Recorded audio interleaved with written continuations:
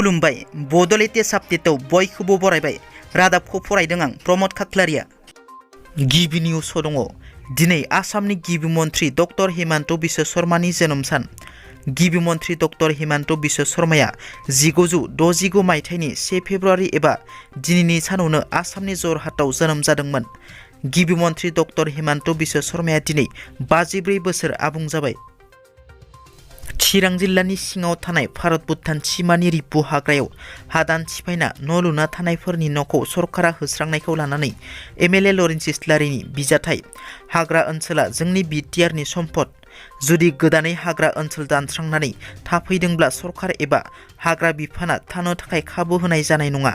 गोबाव समनिफ्राय थाखानायमोनब्ला बियो आलादा बाथ्रा। होस्राङोब्लाबो मानसिफोरनि जेबो खहा जानो नाङा। प्रपार नटिसनि गेजेरजों होस्रांनाया मोजां होनना बुंथियो। लोगोसे गोदानै सिफायनो नांला, हाग्राखौ जोंनो नांगौ जाहाथे जोंनि बिटिसि ओनसोला हाग्राखौ रैखाथि होनो हायो होननाबो बुंबावो एमएलए लरेन्स इस्लारि बिथाङा। गवालपारायाव गिख्रंथाव जाब्रबथायजों सासे नेशनेल लेभेल फुटबल गेलेगिरिनि जिउ खहा। थांनाय मोनायाव गवालपारा जिल्लानि गजापारा लामायाव गोख्रै खारथाइजों फैनाय गंनै बाइकनि गेजेराव मोगा-मोगि सौग्रावलायनाय जाथाय सोमजिदों। बे गिख्रंथाव जाथायाव सानै सुबुंनि जायगायावनो जिउ खहा जायो आरो सानै सुबुङा गोब्राब जखम जायो। जिउ खहा जानाय सानैखौ नेशनेल लेभेलनि फुटबल गेलेगिरि मनजित राफा आरो फोरोंगिरि कुरबान आली होनना सिनायथिनाय जादों। गोब्राब जखम जानाय सानैखौ सरब राफा आरो परबिन सुल्ताना होनना सिनायथिनाय जादों। गोब्राब जखम जानाय सानैखौ गवालपारा सिभिल हस्पिटालाव थिसननाय जायो।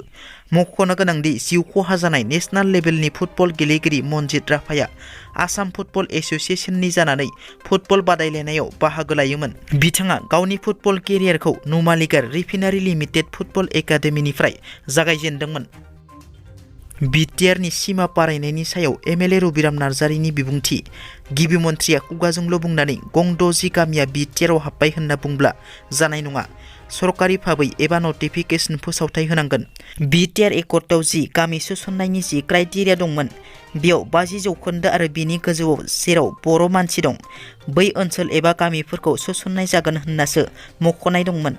नाथाय थांनाय 22 जानुवारि खालारखालि गिबि मन्थ्रिया 80% आरो बिनि गोजौआव बर'फोर थानाय गामिफोरखौसो सोसननाय जादों होनना फोसावनाय जादों होनना। चिरां जिल्ला बेंटल सालबारि 1 नं लोक्षि जाहारनि दै सान्थिखौ होगासिनो दं।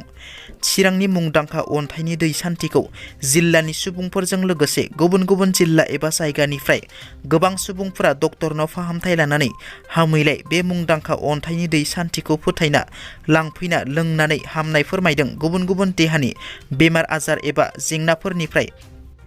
दिनैनि रादाबा एसेनोसै। नोंथांमोना जुदि आंनि रादाबखौ खोनासंनानै मोजां मोनदोंब्ला अन्नानै लाइक, शेयार आरो साबस्क्राइब खालामनो दाबाव। गोजोन्थों।